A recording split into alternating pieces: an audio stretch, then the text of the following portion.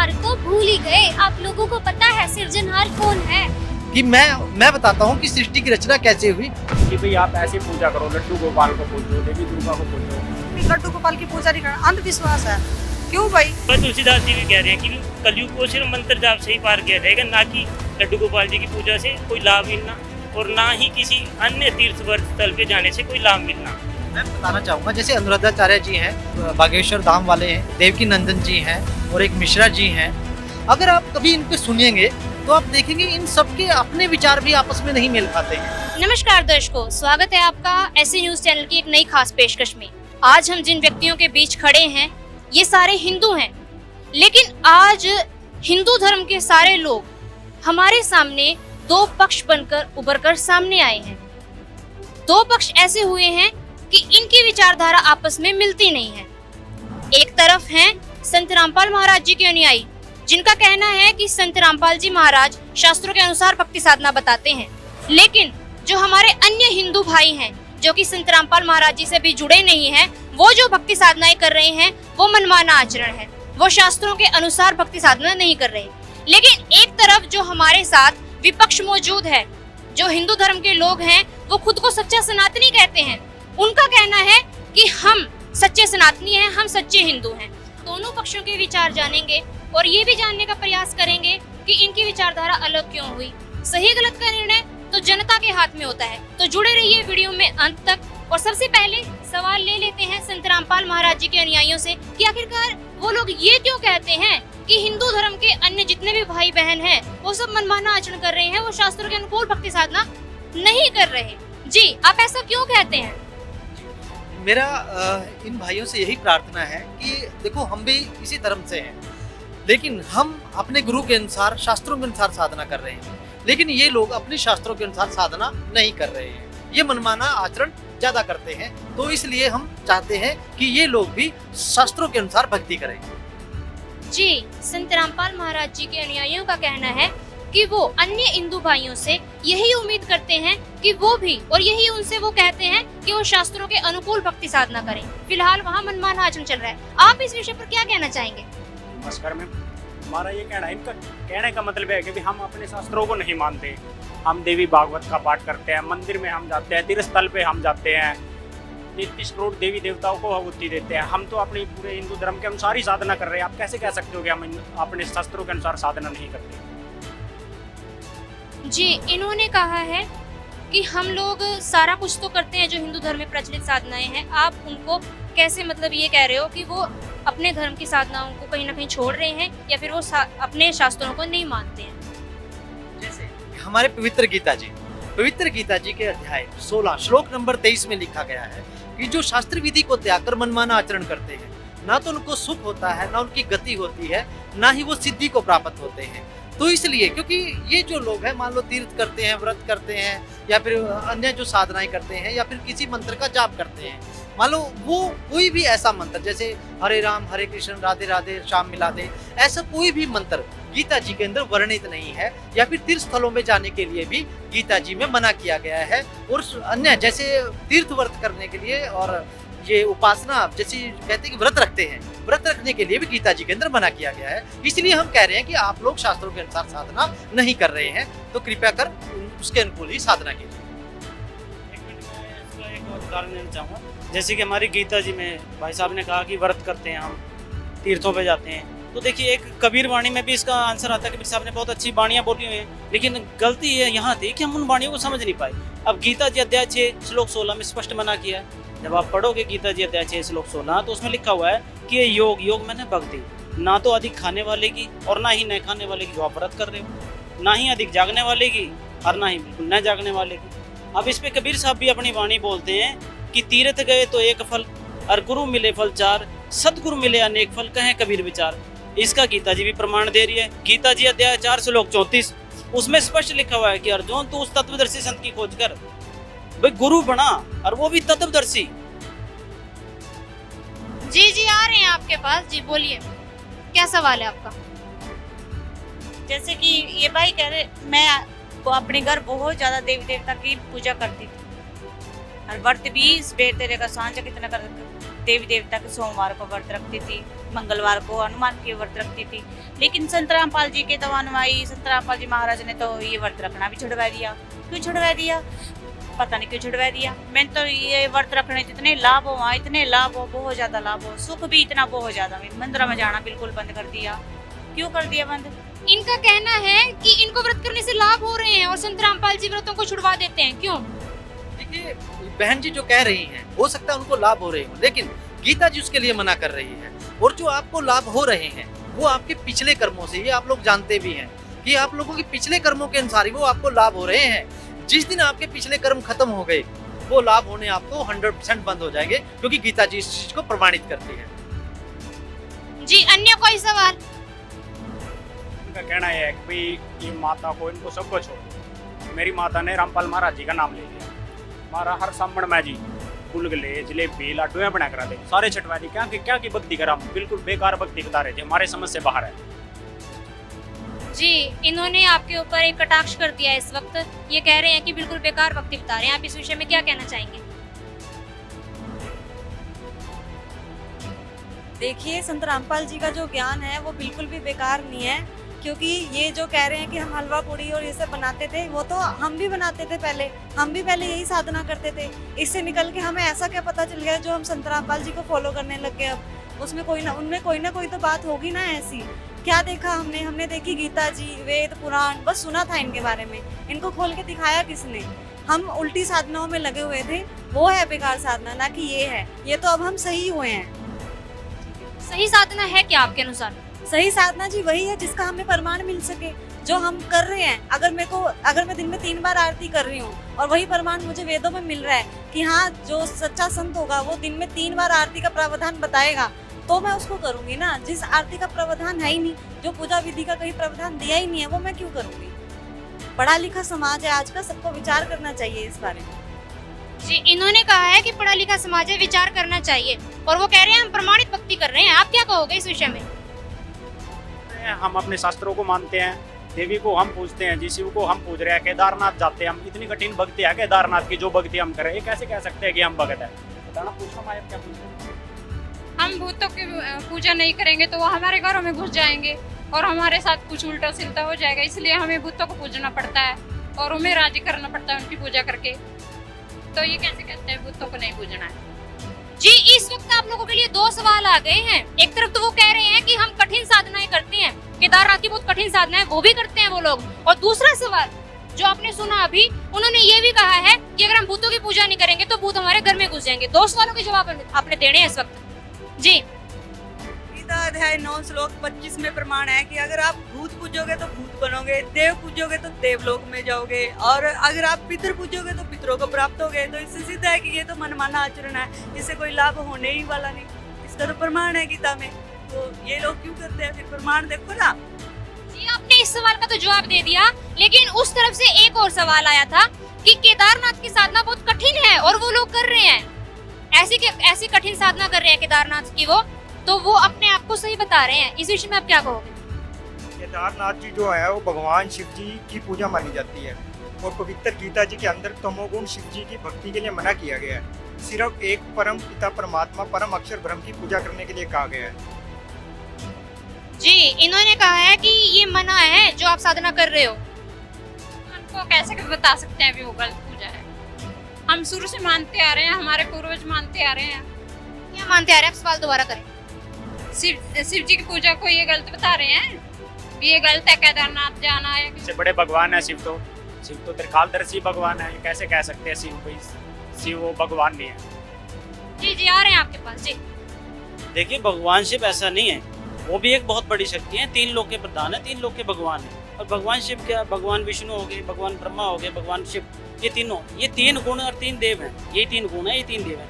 वो गीता जी अध्याय 7 श्लोक 14 और 15 में इन तीनों की भक्ति करने वालों को मना किया है। भाई इन तीनों की भक्ति करनी ही नहीं है। इनकी क्या करनी है? साधना क्या होता है? इनके मंत्र जाप करना है, इनकी भक्ति इष्ट रूप में ये पूजनी है नहीं है। इष्ट तो इनका भी कोई और है, क्योंकि ये खुद साधना में बैठे रहते हैं। आप ब्रह्मा जी को देखो, वो साधना में बैठे हैं। आप विष्णु जी को देखो, वो भी साधना कर रहे हैं। आप शिव जी को देखो, वो भी साधना। तो वो किसकी साधना कर रहे हैं? जब आप उनकी साधना कर रहे हो, वो तो आगे किसी और की साधना कर रहे हैं, तो वो इष्ट कैसे हुए? जी, किसकी भक्ति भक्ति करते हैं, हम भी इनसे जानना चाहते हैं वो किसकी साधना में लीन रहते हैं सर। जी जी, आप लोगों के लिए सवाल आया है कि शिव जी किसकी साधना में लीन रहते हैं? ये जी दुर्गा की साधना में लीन रहते हैं और हम दुर्गा के जागरण कराते हैं जी। हमारी कहीं पीढ़ी गुजर गई दुर्गा का जागरण करवाते और ये मना करा भाई हमने दुर्गा का जागरण नहीं करवाना और उसमें जाना नहीं। बताओ ये कौन हो हमने दुर्गा माता की भक्ति करने तो रोकने वाले? नवरात्रे के व्रत हम रखे हैं और ये हमारे नवरात्रे के व्रत बंद करावे हैं। कौन हो मैं ये? इन अपना तो पता नहीं और मानने ज्ञान देने लग रहे। हाँ जी, जकरियों का व्रत भी बंद करा दिया, तो ऐसा कैसे हो सकता है? जी, आपके लिए सवाल आ गए हैं 2-3 इस वक्त। पहला सवाल तो ये आया है कि इन्होंने व्रत बंद करा दिए हैं, जकरियों का, करवे का व्रत जो करते थे ये लोग अपने परिवार के लिए। और दूसरा सवाल आप लोगों के लिए ये भी आया है कि जो वो जागरण करते थे देवी जी के, वो भी संत रामपाल जी ने बंद करवा दिए हैं। इसके अलावा एक और उन्होंने आपके प्रश्न का उत्तर दिया है कि शिव जी जो है देवी जी की साधना में लीन रहते हैं। हाँ जी, सर ने जो प्रश्न किया मैं उसका उत्तर देना चाहूँगा। सबसे पहली बात तो ये जो जागरण करा रहे हैं सर, ये प्रथा कहाँ से शुरू हुई? अगर मैं इनसे पूछूं तो एक सर मेरी बात का एक सवाल दीजिए, फिर मैं आपके कई सवालों के जवाब दूंगा। माता देवी के जो जागरण कर रहे हैं उनकी कहाँ से प्रथा शुरू हुई? आप दिखाइए जरा एक बार मुझे। आपसे ये पूछ रहे हैं कि देवी जागरण कब से शुरू हुए, देवी जी के जागरण? परंपरा चलती आ रही है। आप कोई भी देख लो, अपने वेद पुराण उठा के उनमें लिखा पड़ा है जागरण होते थे, माता को मनाते थे पहले ही, माता को तो शुरू से मनाते आ रहे। जी जी। अगर हमने देवी को जानना है तो सबसे पहले देवी भागवत पुराण पढ़नी पड़ेगी। हमने कृष्ण जी के बारे में जानना है तो हमने सबसे पहले भागवत पढ़नी पड़ेगी। हमने राम जी के बारे में जानना है तो सबसे पहले रामायण पढ़नी पड़ेगी, क्योंकि जब तक इनकी हिस्ट्री नहीं पढ़ेंगे हमें मालूम ही नहीं होगा कि इनकी भक्ति करनी है कि नहीं करनी है, ये पूजनीय है कि नहीं है, आदरणीय है। तो देवी भागवत पुराण, मैं सर को कहना चाहूँगा एक बार जरा गौर करें। देवी भागवत पुराण पेज नंबर 562 और 563 याद रखें। इस पर देवी खुद राजा हिमालय को अपनी भक्ति के लिए मना कर रही है कि मेरी भक्ति भी गलत है, ये भक्ति भी छोड़। वो तो खुद कह रही है ब्रह्म की साधना कर। तो आप किस बेस पे माता देवी का जो जागरण कर रहे हो, भक्ति कर रहे हो, किस बेस पे कर रहे हो बताइए जरा। जब देवी खुद, आप पुराणों का नाम ले रहे हो ना, तो पुराणों में तो देवी खुद मना कर रही है मेरी भक्ति नहीं करनी, गलत है। तो आप किस बेस पे कह रहे हो? और आप पुराणों की आप दुहाई दे रहे हो कि पुराणों में लिखा है, तो दिखाइए ना। वहाँ पे देवी तो खुद मना कर रही है। मैं तो आपको विद पेज नंबर बता रहा हूँ, पेज नंबर 562 और 63 दिखाइए खोल के। जब देवी मना कर रही है तो आप क्यों कर रहे हैं उस काम को? मतलब आप शास्त्र विरुद्ध जा रहे हैं। जब हमारी जगत जननी है, हम उसकी भक्ति नहीं करेंगे तो फिर किसकी करेंगे? पूछिए। जगत जननी बता रहे हैं देवी जी को। दुर्गा माता कहती है कि उस ब्रह्म की, मतलब कि जो ब्रह्म है उसकी साधना करो। लेकिन फिर आगे ब्रह्म क्या कहता है? गीता जी के अंदर ब्रह्म कहता है कि जैसे गीता अध्याय 8 श्लोक नंबर 13, वो कहते हैं कि ओम इति एकाक्षरम ब्रह्म विवारण माम अनुसरणम स याति तजन्देहम स याति परमाम गति। कहते हैं कि जो मेरी साधना करता है वो मुझे प्राप्त होता है। वो उसने तो ये सब बोल दिया, ठीक है जी। फिर वो आगे कहता है कि जो मेरी साधना करता है वो भी पुनरावृत्ति में है, उसका भी जन्म मृत्यु होता है। तो फिर वो कहता है कि भाई उसके लिए अगर तुम्हें परमात्मा चाहिए तो तुम्हें सबसे पहले तत्वदर्शी संत की खोज करनी पड़ेगी। गीता अध्याय 4 श्लोक नंबर 32 और 34, ठीक है जी। अगर आप उसको पढ़ेंगे उसमें क्लियर किया गया है कि आप तत्वदर्शी संत की खोज कैसे कर सकते हैं, ठीक है जी। मैम, जो इन्होंने जागरण वाला पॉइंट बोला था उसका मैं जवाब देना चाहूंगी। संत रामपाल जी अपने सत्संग में बताते हैं हमें कि दुर्गा ध्यान पड़े तिस बगड़म ता शक्ति डूबे सब नगरम। इसका अर्थ क्या है? संत रामपाल जी ने बताया है कि जिस नगर में देवी दुर्गा का जागरण होता है वह पूरा नगर का नगर डूब जाता है। संत रामपाल जी ने समझाया है कि वो कैसे डूब जाता है। आपने देखा होगा जागरण के अंदर होता क्या है, फिल्मी तर्ज पे उनके भजन होते हैं, उस पे वो नाचते हैं, गाते हैं। और एक और वाणी बोली है परमात्मा जी ने कि वो काफिर जो शीश हिलावे, जिस संगत में जो संगत होती है वो अगर शीश हिलाती है तो मतलब वो काफिर है।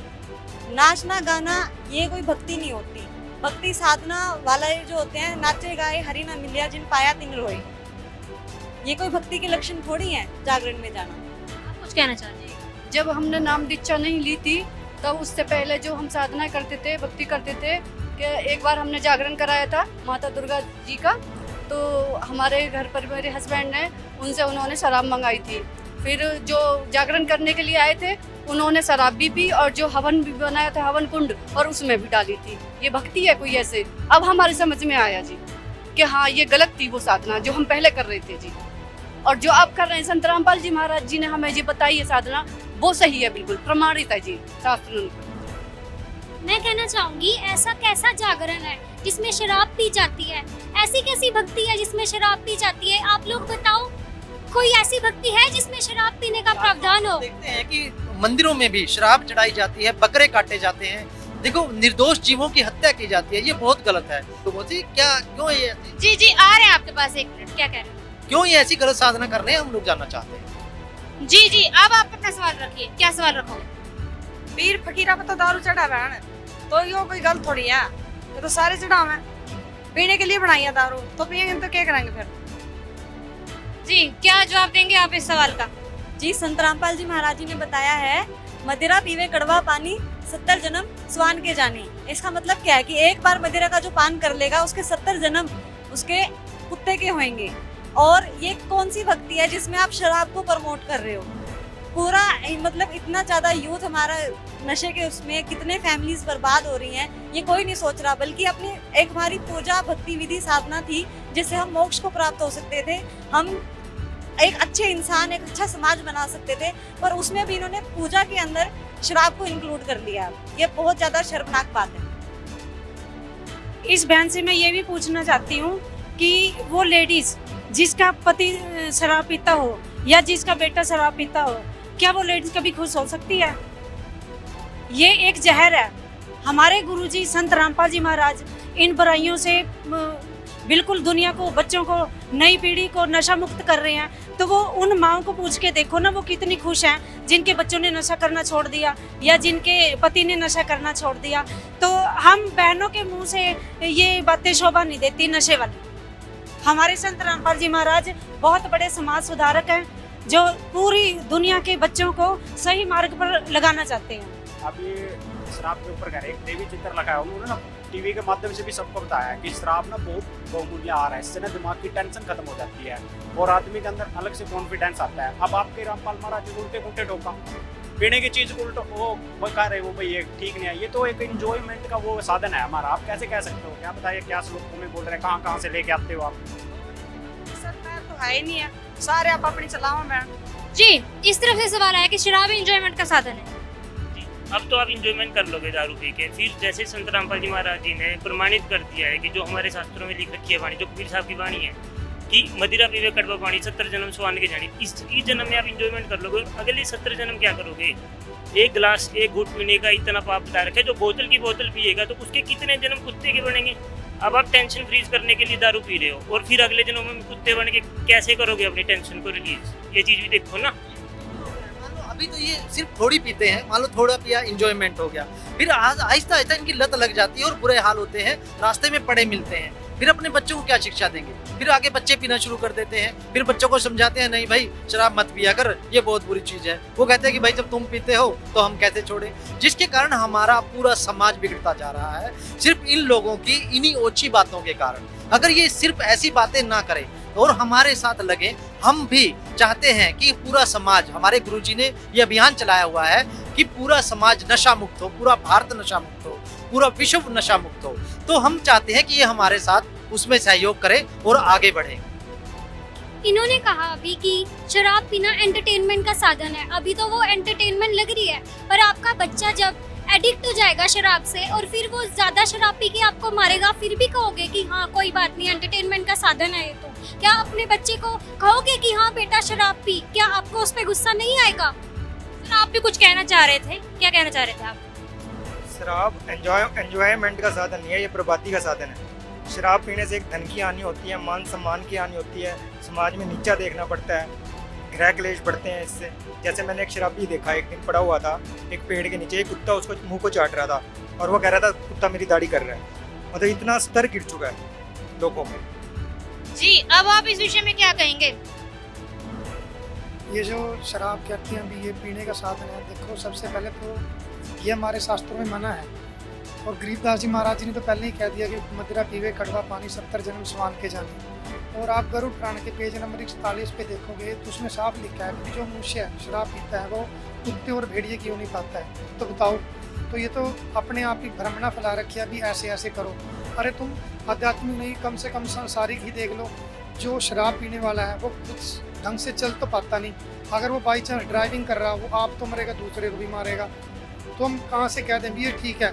जबकि देखो हम कोई भी आहार करते हैं, फल सब्जी खाते हैं, वो हमारे शरीर को एनर्जी भी देती हैं, हमारे शरीर को ताकत भी देती हैं। शराब ना तो कोई शरीर को ताकत देती, ना कोई एनर्जी देती, उल्टा ये हमारा आध्यात्मिक तौर पर भी नाश करती है और शारीरिक भी। आप इतने पढ़े लिखे हो, खुद भी देखते हो शराब पीने वाले के लीवर, किडनी, फेफड़े सब तो खराब हो जाते हैं। तो ये क्या करेगी? तो ये कुछ इंजॉयमेंट का साधन नहीं है, ये सिर्फ हमारे को काल जाल में रखने का है। क्योंकि एक तो इससे हमारे कर्म बिगड़ते हैं और अनमोल मानव जीवन जिसको पाने को देवता भी तरसते हैं, ये भी बर्बादी की कगार पर चला जाता है। जी, इस तरफ से क्या सवाल है? ये बहन जी काफी देर से सवाल करना चाह रही हैं, इनका सवाल ले लेते हैं। हमारे बच्चे स्कूल जा रहे हैं और स्कूल में टीचर गायत्री मंत्र का जाप करा रहे हैं, लेकिन संत रामपाल जी महाराज है कि गायत्री मंत्र से ओम को ही हटा रहे हैं। वो कह रहे हैं कि इसमें ओम को तो जपना ही नहीं है, तो उन्होंने तो अपने अलग से ही रूल बना लिए हैं। ऐसा क्यों? जी, क्या ये बात सच है कि संत रामपाल जी महाराज ने गायत्री मंत्र से ओम हटवा दिया है? क्यों हटाया है? सबसे पहले मैम से मैं ये सवाल करना चाहूँगा कि मैम ने जो सवाल हमारे ऊपर उठाया है, गुरु जी के ऊपर, मैं चाहूँगा सबसे पहले वो प्रमाण दे कि ये जो गायत्री मंत्र किस ग्रंथ में है। फिर मैं प्रमाण दिखाता हूँ कि गायत्री मंत्र जो है किस ग्रंथ में और उसमें ओम क्यों नहीं है। जी मैम, आपके लिए सवाल है कि आप जानते हैं गायत्री मंत्र किस शस्त्र से आया है? कहाँ पे लिखा हुआ है गायत्री मंत्र? ये हम पहले से ही करते आ रहे हैं, स्कूलों में ये गायत्री मंत्र का जाप कराते हैं, वो हम करते हैं। हमें ये नहीं पता कहाँ से क्या आया, वो आप बताओ। जी, इन्होंने सारी बात आप लोगों के ऊपर ही छोड़ दी है, आप बताइए सारा। हमारे सतगुरु रामपाल जी महाराज जी ने हमें शास्त्र दिखाए, क्योंकि इस चीज़ से हम भी परिचित नहीं थे। हम भी आज तक वही ओम भूर्भुवः स्वः घोड़ते आ रहे थे। ये चीज़ हमने भी पढ़ी, आगे हमने जो हमारे टीचरों ने बताया हमने भी यही पढ़ा था। लेकिन जब सतगुरु रामपाल जी महाराज जी ने शास्त्र दिखाए, जो यजुर्वेद अध्याय 36 मंत्र 3, उसमें कहीं भी ओम का जिक्र नहीं है, उसमें भूर्भुवः स्वः से स्टार्ट है। जब ग्रंथ में वेद में मना किया हुआ है, क्या वो परमात्मा कोई बालक था जो ओम लगाना भूल गया? ये जो ओम की जो उपज है वो दयानंद सरस्वती जी की है। एक संत हुए दयानंद सरस्वती जी, जिन्होंने वेदों का अनुवाद किया है। तो ये दयानंद सरस्वती जी की अपनी उपज है, जिन्होंने उसके आगे एक श्लोक है, सेंटेंस है, एक श्लोक है गायत्री मंत्र का, उसके आगे ओम लगा दिया। अब वो सभी उसी चीज को पढ़ रहे हैं। या तो आप वेद से मेरे को प्रमाणित करो कि वहाँ ओम है, अगर वेद में ओम नहीं है तो हम गलत कर रहे हैं उसको। आप सबसे पहले वेद ओम मंत्र की बात कर रहे हो। ओम मंत्र तो वैसे भी शास्त्रों में लिखा गया है, वैसे सबसे बड़ा मंत्र बताया गया। हमारे ना एक पुराने कवि हुए हैं लक्ष्मीचंद जी, उन्होंने कहा है ओम नाम सबसे बड़ा, इससे बड़ा ना कोई, और जो इसका सिमरण करता वो ही पार होए। अब आप कैसे कह सकते हो भाई हम ओम मंत्र को उठाए? देखो जी, ये तो उन्होंने जो बात बोली, क्योंकि वो तो उनका अपना मत है। अब हमें फिर वहीं आना पड़ेगा। गीता जी क्या कहते हैं? गीता जी थे 8 श्लोक नंबर 13, उसमें कहा गया कि ओम इति एकाक्षरम ब्रह्म विमानम शरणम। फिर कहते हैं कि ओम तो बड़ा ही है, वहां पे उन्होंने क्लियर कर दिया कि ओम बड़ा है। लेकिन गीता अध्याय 17 श्लोक नंबर 23, जिसमें कहा गया कि ओम तत्सत, उनसे ऊपर भी तत् और सत, उनसे ऊपर जो मंत्र है वो संत रामपाल जी महाराज अपने प्रवचनों में और अपने अनुयायियों को देते हैं। जी जी, अब आप क्या कहेंगे?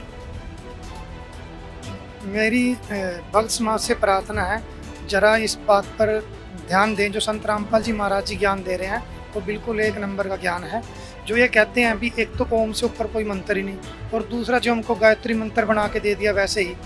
आप ये देखें, यजुर्वेद अध्याय 36 मंत्र 3 में जो भूर्भुवः से जो मंत्र स्टार्ट होता है, ये परमात्मा की महिमा है और इसके आगे कोई ओम मंत्र नहीं लिखा। अब देखो, आप पढ़े लिखे हो, एक प्रधानमंत्री को अगर हम कोई प्रार्थना पत्र या कोई रिक्वेस्ट लिखते हैं तो उसके आगे हम प्रधानमंत्री लिखते हैं, ना कि मुख्यमंत्री। ऐसे ही, क्योंकि ओम सबसे बड़ा भगवान तो है नहीं, क्योंकि गीता जी भी प्रमाणित कर रही है। गीता अध्याय 17 श्लोक 23 में ओम तत्सत, ये 3 मंत्र है और ये ओम जाप है जो ब्रह्म का है। गीता अध्याय 8 श्लोक 13 में गीता बोलने वाला ब्रह्म कह रहा है, ओम इति एकाक्षरम ब्रह्म विहारण माम अनुसर्मम यह प्रयाति तजम देहम सा याति परमाम गतिम। तो ये सिर्फ एक ओम नाम है, इसके ना आगे कुछ है इस मंत्र के, ना ही पीछे कुछ। विधि बताई नहीं है, वो तत्वदर्शी संत रामपाल जी महाराज ही बताएंगे। और श्री शिव पुराण के अंदर भी आप देख सकते हो, ये 5 अवयवों से एक होकर ये मंत्र बना हुआ है, जिसको ओम अक्षर कहते हैं, इसको पंचाक्षरी मंत्र भी कहते हैं। तो बार बार यही प्रार्थना है भक्त समाज से भी, आप गीता जी और जो वेदों का ज्ञान है जो तत्वदर्शी संत रामपाल जी महाराज जी बता रहे हैं उसको समझे ध्यान से।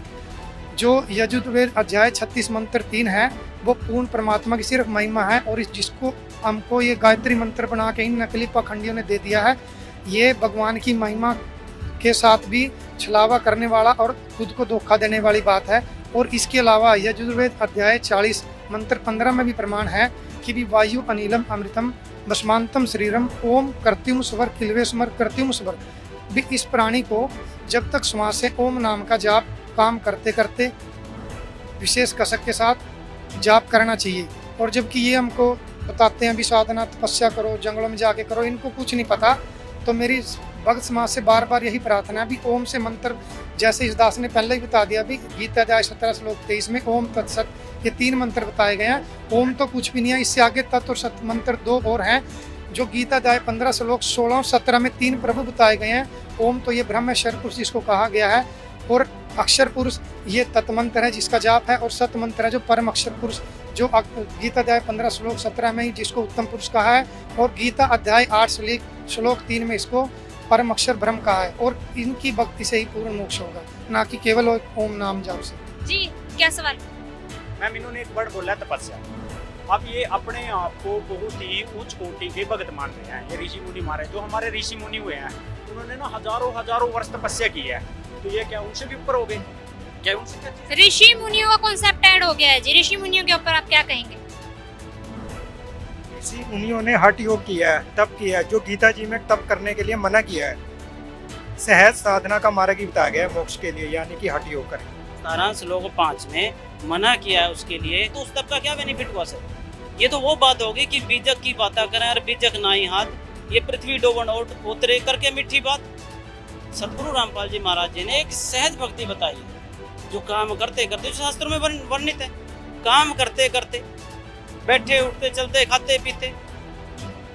आपके सवाल की तरफ आएंगे, पहले आंसर ले लेते हैं इस तरफ से। आप कुछ कह रहे थे? मैं ये कहना चाहती हूँ कि इन्होंने बोला कि हमारे ऋषि मुनि ने साधना की, इतना कठोर तप किया। पहली बात तो ये है, हमारे शास्त्रों में इसका कहीं भी प्रमाण नहीं है कि हमें तप करना है, कठोर साधना करनी है। दूसरा, संत रामपाल जी महाराज जी इतनी सरल भक्ति बता रहे हैं जिसमें हमें कोई कठोर तप नहीं करना, हमें बहुत ही साधारण तरीके से भक्ति करनी है। तो अगर हमें साधारण तरीके से भक्ति करके मोक्ष प्राप्त होगा तो हम तप क्यों करें? जी ये भी कह रहे हैं तप क्यों करें, सवाल खड़ा कर दिया है। हम लड्डू गोपाल की पूजा करते हैं और उसके लिए भी कहते हैं कि भी लड्डू गोपाल की पूजा नहीं करना, अंधविश्वास है। क्यों भाई? जी इस बात में कितनी सच्चाई है कि लड्डू गोपाल की पूजा को आपकी तरफ से अंधविश्वास बताया जा रहा है? जी जैसे लड्डू गोपाल, जैसे सबसे बड़ी बात है कि सबसे पहले कि हमारे जो ग्रंथ हैं वो इसके लिए मना करते हैं कि पवित्र ग्रंथ गीता जी के अंदर मूर्ति पूजा के लिए कोई भी प्रावधान नहीं है। उसमें सिर्फ जो मंत्र लिखे गए हैं और तत्वदर्शी संत की खोज करने के बाद उस संत से वो मंत्र प्राप्त करने के लिए बोला गया है। उसमें किसी भी मूर्ति पूजा का कोई प्रावधान नहीं है, इसलिए ये पूजाएं नहीं करनी चाहिए। आप भी कुछ कहना चाह रही थी? कबीर सागर में एक वाणी है, वेद पढ़े पर भेद न जाने, बांचे पुराण 18, पत्थर की पूजा करे ये भूल गए सिरजनहारा। ये जो वेदों के विद्वान बताते हैं अपने आप को, ये पत्थर पूजा करते हैं, क्या इन्हें नहीं पता कि पत्थर पूजा तो हमारे सदग्रंथों में मना की गई है? और मैम इन्होंने पत्थर पूजा की बात नहीं करी, लड्डू गोपाल की पूजा की बात करी। वो पत्थर के ही होते हैं या फिर आप सिल्वर या फिर किसी मेटल के होते हैं, बट है तो जड़ पूजा ना वो, और जड़ पूजा के लिए मना किया गया है। जी हमारे वेद शास्त्र और किसी भी हिंदू धर्म ग्रंथ में लड्डू गोपाल की पूजा का कोई प्रावधान नहीं है। अगर है तो बताओ, दिखाओ। मैं इनसे पूछना चाहती हूँ, जैसे ये वाणी है, वेद पढ़े पर वेद न जाने, बांचे पुराण 18, पत्थर की पूजा करे ये भूल के सिरजनहारा। क्या आप सिरजनहार को जानते हो? क्या आप जानते हो किसने सृष्टि की रचना की है? इन्होंने एक सवाल उठाया, सिरजनहार कौन है, सृष्टि रचनहार? ये जो जगत गुरु ब्रह्मानंद जी हैं, उन्होंने हमें ओम तत्सत का मंत्र दिया हुआ है, तो इन्होंने हमें क्या नया ज्ञान दे दिया? जबकि हमें ऑलरेडी मालूम है जो हमारा मोक्ष होएगा वो ओम तत्सत का मंत्र का जाप करने से होगा, और वो ऑलरेडी हम कर रहे हैं ब्रह्मानंद जी के द्वारा, तो इन्होंने क्या नया बताया? अब ये कह रहे हैं ना भाई वेद पढ़े और वेद ना जाने, ये तो इस हिसाब से हमारे धर्म गुरु को कोई नीचा दिखा रहे हैं। हमारा धर्म गुरु कुछ नहीं है, जो हमें वो ज्ञान दे रहे हैं, हमें वो बता रहे हैं कि भाई आप ऐसे पूजा करो, लड्डू गोपाल को पूजो, देवी दुर्गा को पूजो। जैसे हमारे ज्ञानानंद जी महाराज हुए, ये अनुरुद्धाचार्य हुए, ये सब हमें यही तो बता रहे हैं। वेदों के अनुसार तो भक्ति बता रहे हैं। आप कैसे कह सकते हो कि आपके गुरु बने? जी दीजिए जवाब। मैं बताना चाहूँगा, जैसे अनुरुद्धाचार्य जी हैं और जो बागेश्वर धाम वाले हैं और देवकी नंदन जी हैं और एक मिश्रा जी हैं, ये बहुत से आजकल संत छाए हुए हैं जो अपना सोशल मीडिया के ऊपर बहुत छा रहे हैं और अपना सत्संग प्रवचन देते हैं। अगर आप कभी इनको सुनिएंगे तो आप देखेंगे इन सबके अपने विचार भी आपस में नहीं मेल खाते हैं। तो हमें चाहिए कि हमें इनके विचारों को समझें और जानें और अपने पवित्र ग्रंथों से मिलाएं, तो हम जान पाएंगे कि इनके पास जीरो ज्ञान भी नहीं है, ये बिल्कुल कुछ भी नहीं जानते हैं, क्योंकि इनके खुद के विचार भी नहीं मिलते हैं। अगर इन संतों को कभी इकट्ठा कर दिया जाए, मेरा तो मानना ये है कि आपस में लड़ झगड़ के मर जाएंगे ये लोग, क्योंकि ये खुद ही अपने ज्ञान को सही नहीं साबित कर पा रहे हैं। जी सर, एक सवाल उनका ये भी आया था कि वो ओम तत्सत का जाप कर रहे हैं, उनको उससे लाभ भी हो रहा है। जो ये भाई ने प्रश्न किया है कि ओम तत्सत का जाप देते हैं इनके गुरुजी, ओम तत्सत कोई मंत्र नहीं है, ये तो पूर्ण परमात्मा को पाने का एक फार्मूला है। ओम तो ब्रह्म का जाप है और तत्व और सत संकेतिक है। और गीता अध्याय 4 श्लोक नंबर 34 में तत्वदर्शी संत की शरण में जाने के लिए कहा गया है। जो पूजनीय संत रामपाल जी महाराज हैं वो तत्व और सत का पूर्ण भेद बताते हैं, क्योंकि वो तत्वदर्शी संत हैं जिससे पूर्ण मोक्ष होगा। जी, सबसे बड़ा शोर हो रहा था, क्या सवाल है आप लोगों का? जो लड्डू गोपाल वाली बात चल रही थी ना हमारी, ये हमारे लड्डू गोपाल को भगवान नहीं मानते, वो हमारे कृष्ण भगवान जी का बाल गोपाल का रूप है। तो हम इस बात से सहमत नहीं है। मुझे इस बात का मतलब आप मेरी अंतरात्मा से मैं वो नहीं हुआ, इनकी बात से सहमत नहीं हुआ, इसका मुझे जवाब चाहिए। जी, ये लड्डू गोपाल को बाल रूप बता रहे हैं श्री कृष्ण जी का, सहमत नहीं है वो आपकी बात से, क्या कहो? देखो जी, जो ये लड्डू गोपाल की आज काल ने ये इस कलयुग के अंदर दोबारा पूजना साधना करवा दी है। पहले तो हम कुछ भी नहीं सुनते थे भी लड्डू गोपाल भी कुछ होता है। आप लड्डू गोपाल कहो या कृष्ण जी कहो, यानी कृष्ण जी यानी श्री विष्णु जी, अब इसकी पूजा से हमको कोई लाभ नहीं है, क्योंकि श्री देवी भागवत पुराण के 123 पेज पर भगवान विष्णु खुद दुर्गा माता की स्तुति करते हुए कह रहे हैं कि तुम शुद्ध स्वरूपा हो, मेरा और ब्रह्मा विष्णु और शंकरम तीनों का तो आविर्भाव और तिरुभाव यानी कि जन्म मृत्यु होता है। तो जब ये खुद जन्म मरण में, तो हमको इनकी साधना से कोई लाभ ही नहीं होगा, तो हम क्यों करेंगे इसकी पूजा? तो इसलिए जो लड्डू गोपाल की पूजा जो आजकल इन नकलियों ने चलवा दी है गुरुओं ने बेफालतू में, तो ये बिल्कुल मनमाना आचरण है जो गीता अध्याय श्लोक 23 में साफ मना है। चीज़ को मैं आगे कंटिन्यू करना चाहूँगा। जैसे इन्होंने कहा कि लड्डू गोपाल जी, और इसमें 2-3 क्वेश्चनों का और जवाब देना चाहूँगा। जैसे इन्होंने कहा तीर्थ करते हैं, ये अपनी मूर्ति पूजा करते हैं, इन सब तुलसीदास जी की एक वाणी है कि कलयुग सिर्फ नाम उदारा, जब जब नर उतरे पारा। इसका मतलब क्या है, जो कलयुग है ना सिर्फ नाम के आधार पे है। इस कलयुग में सिर्फ नाम जाप ही सबसे ऊपर है। इसी को सुमरने से, नाम को सुमरने से ही हम जो है पार हो जाएंगे। पार का मतलब हमें मोक्ष हो जाएगा, जो परम धाम है, जिसके बारे में गीता जी में भी कहा गया कि अर्जुन तुम सब प्रकार वो साधना करो जिससे तुम्हें सिद्धि, असुख और परम गति को प्राप्त होगे। परम गति का मतलब क्या है? मोक्ष। उस मोक्ष को प्राप्त करने के लिए कोई तीर्थ वर्त, पूजा, भैरव, भूत, किसी को पूजने की जरूरत नहीं है, सिर्फ मंत्र का जाप है, जो कि गीता जी अध्याय 17 श्लोक नंबर 23 में भी बता रखा है कि ओम तत्सत, ये 3 मंत्र का उस परमात्मा का मंत्र है, जिसको जाप करने से हम पार होंगे। इसी चीज़ की जो है तुलसीदास जी भी कह रहे हैं कि कलयुग को सिर्फ मंत्र जाप से ही पार किया जाएगा, ना कि लड्डू गोपाल जी की पूजा से कोई लाभ मिलना और ना ही किसी अन्य तीर्थ वर्त स्थल पे जाने से कोई लाभ मिलना। जी, आपका भी कोई सवाल था, आप सवाल करना चाह रहे थे? मैं ये वाणी बोलना चाहती हूँ, वेद पढ़े पर भेद न जाने, बांचो पुराण 18, पत्थर की पूजा करे ये भूल के सिरजनहारा। ये लोग तो सिरजनहार को भूल ही गए। आप लोगों को पता है सिरजनहार कौन है?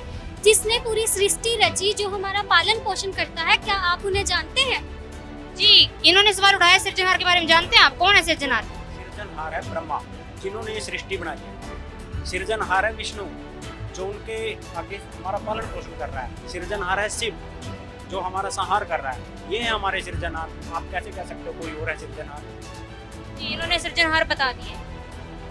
देखो, सिरजनहार एक है, इन्होंने 3 बता दिए, ये वहीं खंडित हो जाता है सिस्टम, क्योंकि इन्होंने 3 बताए, क्योंकि सिरजनहार एक होता है। सबसे पहले सिरजनहार का अर्थ स्पष्ट करें, सिरजनहार है क्या? सिरजनहार जिसने सृष्टि को सिरजा है, बनाया है, जो सृष्टि का रचयिता है, जिसके बारे में वेद, गीता, पुराण ये बताते हैं कि सिरजनहार, जैसे पुराणों में भी ये कह रहे हैं ब्रह्मा जी स्टार्टिंग में ही कहते हैं अपने ब्रह्म पुराण के अंदर कि भाई मैं ज्ञान और अज्ञान से सृष्टि की रचना बताता हूँ, क्योंकि वो स्टार्टिंग में ही क्लियर कर देते हैं कि ज्ञान और अज्ञान, क्योंकि उन्हें पता ही नहीं सृष्टि की रचना कैसे हुई, क्योंकि सृष्टि की रचना वो बताता है जो स्वयं सृष्टि रचता है। जैसे कबीर साहब ने अपनी सृष्टि रचना, जो सृष्टि रची परमात्मा कबीर साहब ने, उसके बारे में स्वयं बताया, उसके बारे में स्वयं कहा कि मैं बताता हूँ कि सृष्टि की रचना कैसे हुई। वो धर्मदास जी को उसका पूरा विवरण उसके अंदर दिया गया। जिसके बारे में हम संत रामपाल जी महाराज की ऐप है, संत रामपाल जी महाराज करके हम प्ले स्टोर पे सर्च करेंगे, हमें मिल जाएगी, या संत रामपाल जी महाराज यूट्यूब चैनल है, हम वहाँ से भी उसको सर्च कर सकते हैं। और एक वेबसाइट है हमारी www.jagatgururampaljimaharaj.org, वहाँ पे जाकर हम सृष्टि की रचना को सर्च कर सकते हैं, वहाँ से जान सकते हैं कि सृजनहार असली सृष्टि का रचयिता कौन है। इन्होंने 3 सृजनहार बताए भाई जी ने, तो इसके बारे में देखिए, ये गीता को सर्वप्रिय मानते हैं, सर्वधारी मानते हैं और कहते हैं हम पढ़ते भी। गीता जी अध्याय 14 श्लोक 3, 4, 5 में इन तीनों को उत्पन्न बताया। जो खुद पैदा हो रहा है वो सृष्टि कैसे रचेगा? वो तो खुद माँ के गर्भ से, दुर्गा माता के गर्भ से जन्म लिया है तीनों ने। गीता अध्याय 14 सुने जरा ध्यान से, गीता अध्याय 14 श्लोक 3, 4, 5 गुरु ग्रंथ साहब में नानक साहब जी ने भी क्लियर किया भाई, जिनकी उत्पत्ति ऐसी है। गुरु ग्रंथ साहब पेज नंबर 839 इन पे लिखा हुआ है, और देवी भागवत पुराण पेज नंबर 123 उस पे भी स्पष्ट लिखा है कि मैं ब्रह्मा शंकर, हम तीनों का तो आविर्भाव और तिरोभाव हुआ करता है, हम नित्य नहीं है। वो तो माता को अविनाशी बता रहे हैं, और माता खुद कह रही है उसी देवी भागवत पुराण में कि मैं अविनाशी नहीं हूँ। वो अपने ऊपर ब्रह्म को बता रही है, और वो ब्रह्म गीता जी में खुद मना कर रहा है कि मैं भी अविनाशी नहीं हूँ, मेरी भी जन्म मृत्यु होती है। जिसको गीता अध्याय 10 के 2 में खुद कह रहा है मैं भी जन्म मृत्यु, मेरी भी जन्म मृत्यु होती है। तो ये सृजनहार कैसे हुए? ना तो ये तीनों ब्रह्मा विष्णु महेश, ये तीनों भगवान सृजनहार नहीं हुए। इनकी माता दुर्गा वो भी सृजनहार नहीं हुई, इनके पिता ब्रह्म वो भी सृजनहार नहीं हुए। जिसके लिए गीता जी अध्याय उसमें 18 के 62 में भी कहा है। अगर हम कृष्ण जी को ही मानते हैं ना, एक बात इनकी बड़ी कर देते हैं कि श्री कृष्ण जी ने गीता का ज्ञान दिया, तो अगर श्री कृष्ण जी की बात माने तो वो खुद कह रहे हैं। अगर आप 15वें अध्याय में पढ़ोगे तो उसमें 3 पुरुष क्लियर किए, क्षर ब्रह्म, अक्षर ब्रह्म और परम अक्षर ब्रह्म, 3 ब्रह्म। और उसमें गीता जी अध्याय 18 श्लोक 62 में वो खुद कह रहे हैं भाई तू सर्वभाव से उस परमेश्वर की शरण में जा। अगर वो परमात्मा खुद है, वो सृजनहार है, तो वो किसी और की शरण में जाने को क्यों कह रहे हैं? इन्होंने कहा कि ये तीनों सृजनहार है, तो वो कैसे हुए? वो तो किसी और की शरण में जाने के लिए कह रहे हैं। तो जरा शास्त्रों का अध्ययन कीजिए, उसको पढ़िए। अगर आपको नहीं ये चीज़ होती तो हमारे संत रामपाल जी महाराज जी ने बुक लिखी है ज्ञान गंगा, गीता तेरा ज्ञान अमृत, जीने की राह। और हमारे संत रामपाल जी महाराज जी के सत्संग भी आते हैं, उनसे देखिए और मिलान कीजिए कि संत रामपाल जी महाराज इस दुनिया को ज्ञान देने के लिए कितनी किस तरीके से समझा रहे हैं कि ये जीव हैं, जो हमारे बहन भाई हैं, ये सभी उस ज्ञान को समझें और सच्चाई को देखें। क्योंकि यहाँ पंडितों ने, ब्राह्मणों ने, शंकराचार्यों ने सबको भ्रमित कर रखा है। हम भी भ्रमित ही थे। आज हमने जब संत रामपाल जी महाराज जी के सत्संग देखने स्टार्ट किए तब हमें ज्ञान हो। मैं खुद एक कट्टर शिव जी का पुजारी था। सारा उत्तराखंड मैंने बाइक पे घूम के कर दिया। वहाँ से इतना इतना थोड़ा थोड़ा पानी लेके आते थे हम, यहाँ ला के उस पे मूर्ति पे चढ़ाते थे, और वो मूर्ति हमें कुछ लाभ नहीं दे रही। एक बार मेरा ऐसे ही एक्सीडेंट हुआ, ये मेरा शोल्डर है जो यहाँ से निकल गया था बाहर। वो तो परमात्मा की कोई रजा हुई कि उसकी वजह से हम बच गए। कि एक भाई ने मुझे उठाया, वहाँ पे कोई नहीं था उस समय, एक भाई ने मुझे उठाया और मैंने ये शोल्डर पकड़ा और वो मुझे अस्पताल लेके गया। मेरे घर वालों को भी इस बात का नहीं पता था। तब हमने देखा कि भाई जिस भगवान के लिए हम वहाँ से जल लेके आ रहे हैं उत्तराखंड से, 15-15 दिन लग जाते हैं। हम 15 दिन, एक हफ्ते जाने में लगता था, हमें एक हफ्ता आने में लगता था, क्योंकि बाइक से जाते थे, उधर से पैदल आते थे। तो जिस भगवान के लिए हम 15 दिन वहाँ मेहनत कर रहे हैं, पैर फोड़ रहे हैं, पैरों में छाले पड़ जाते हैं, तो ये देखिए हमें क्या वो ऐसे दुख देगा? अब बोलने दो। इसी को शास्त्र विरुद्ध साधना कहा गया है। दादू जी कहते हैं कि दादू दुनिया बाबरी पाथर पूजे, कब्र पूजे ऊद, और जिसको कीड़े खा गए उससे मांगे पूज। तो इसको शास्त्र विरुद्ध साधना कहा गया है। किसको शास्त्र विरुद्ध साधना कहा गया है? ये लोग बता रहे हैं पूजा ब्रह्मा विष्णु में सृजनहार हैं, उसके बारे में बताया गया है। ये सर इस तरफ से तो ये खंडन कर दिया गया कि जो ब्रह्मा विष्णु महेश आपने बताया वो सृजनहार नहीं है। अब आप क्या कहेंगे? ठीक है, हम थोड़ा इनकी बात से एग्री हुए हैं। हाँ, क्या आप ये हमें कोई प्रमाण देंगे जिससे हम मिलान कर सके कि हम इसका प्रमाण आप मांग रहे हैं? हाँ जी, ये बता रहे हैं इन्होंने हमारे सृजनहार का तो खंडन कर दिया, लेकिन इन्होंने हमें ये नहीं बताया कि असली सृजनहार है कौन। जी अब सवाल आया है, असली सृजनहार है कौन, वो बताएं आप। असली सृजनहार कबीर परमात्मा है, जिसमें हमारे हिंदू, मुसलमान, सिख और ईसाई सभी धर्म ग्रंथों में ये प्रमाण है। वेदों में उस परमात्मा को कबीर देव कहा गया है, गीता जी में कबीर कहा गया है, गुरु ग्रंथ साहिब में हक्का कबीर कहा गया है, और दादू साहब की वाणियों में कहा गया जिन मोको निज नाम दिया सोई सतगुरु हमार, दादू दूसरा कोई नहीं, कबीर सृजनहार। और जो पवित्र बाइबल है उसमें परमात्मा को ऑलमाइटी गॉड कबीर कहा गया है, और पवित्र कुरान के अंदर अल्लाह अकबर कबीर, अल्लाह अकबर कई नामों से पुकारा गया है। इससे ये सिद्ध होता है कि पूर्ण परमात्मा सिरजनहार कबीर परमात्मा कबीर देव साहब है। सर आप भी कुछ कह रहे हैं? मैं सबसे पहले तो भाई जी को कहना चाहूँगा कि आप एक बार गुरु ग्रंथ साहब में कबीर साहब की 500 वाणियाँ हैं। सबसे पहले ही 2 लाइन आती है कबीर साहब की वाणी की। उसमें पहली लाइन है कि कबीर मेरी सिमरणी रसना ऊपर राम, आदि जुगादि सगल भगत ताको विन सुख राम। कबीर मेरी जात को सबको हंसने हार, और बलहारी उस जात को जो जपियो सिरजनहार। ठीक है जी। उसके बाद वाणी क्या आती है गुरु ग्रंथ साहब पेज नंबर 24 पे नानक साहब जी की वाणियाँ हैं कि एक सुआन दुई सुआनी नाल, भलके पौके सदा ब्याल, कूड़ शुरा मुठा मुरदार, ताणक रूप रिहा करता। मैं पत की बिंद न विरणी की कार, ओ विकट रूप रहा विकराल। तेरा एक नाम तारे संसार, मैं यह आस एहो आधार रहा। फाई सुरत मलुकी वेश, ए ठगवाड़ा ठगी देश, खरा सियाणा बहुता पार, ताणक रूप रहा करता। इसी को नानक साहब जी गुरु ग्रंथ साहब के पेज नंबर 721 पर भी लेते हैं। नानक साहब जी एक मिनट माता जी मेरी बात सुनिएगा पहले पूरी, इन भाई को जरा संतुष्ट करते हैं। अब सृजनहार का जब जिक्र चल रहा है तो सृजनहार की परिभाषा सुनिए। गुरु ग्रंथ साहब के पेज नंबर 721 पे भी लिखा हुआ है, कहते हैं कि यक अर्ज गुफ्तम तो दर पेश, गोस गुण करतार, हक्का कबीर करीम तू बे परवरदिगार। 731 पेज नंबर पे वाणी आती है एक कि अंधुला नीच जात परदेसी मेरा, खिन आवे तिल जावे, ताकि संगत नानक रहंदा क्यों कर मोडा पावे। और नानक साहब जी यहाँ तो गुरु ग्रंथ साहब के पेज नंबर 721 पे ये भी कहते हैं कि नानक बोगा जनू तेरे चाकरा पाखाक। वो तो खुद ये कह रहे हैं कि भाई आज के समय में कहते हैं नानक साहब जी परमात्मा है, कई लोग मानते हैं परमात्मा गुरु, लेकिन वाणी को पढ़िए, वाणी क्या कह रही है। सिर्फ ये नहीं है कि गुरु ग्रंथ साहब को हम मत्था टेक रहे हैं तो उससे हमें ज्ञान हो गया, नहीं, पढ़ने के लिए वाणियाँ लिखी हुई हैं तो उनको पढ़िए। और उसके बाद में एक प्रकरण आता है समुद्र की, जो ये भाई बाले वाली जन्म साखी है, उसमें एक प्रकरण आता है रुकनुद्दीन काजी की, जो मक्के वाली साखी आती है। तो उसमें क्या कहते हैं नानक साहब जी ने वहाँ पे भी क्लियर किया हमें समझाने के लिए। एक काजी थे, काजी रुकनुद्दीन, तो जब काजी रुकनुद्दीन से परमात्मा की कबीर साहब की चर्चा हुई, वो नानक साहब जी की जब चर्चा हुई, तो काजी कहते हैं कि अल्लाह बड़ा है, क्योंकि मुसलमान धर्म में कहते हैं कि अल्लाह बड़ा है। लेकिन नानक साहब जी ने वहाँ पे काजी साहब को क्या समझाया जब उनकी ज्ञान गोष्ठी, उन्होंने कहा कि रुकनुद्दीन सच्चा सुनो जवाब, खालक आदम सिरजिया। भाई जिस खालक ने तुम्हारे बाबा आदम अम्मा हुआ की रचना की, कि खालक आदम सिरजिया, आलम बड़ा कबीर, कायम दायम कुदरती, वो सदा से कायम है, उसको किसी ने नहीं बनाया। सिर पीरा दे पीर और सजदे करो खुदाई नु, आलम बड़ा कबीर। यहाँ पे एक और गुरु ग्रंथ साहब की वाणी आती है कि सतनाम करता पुरख अजुन्नी स्वयंपंग।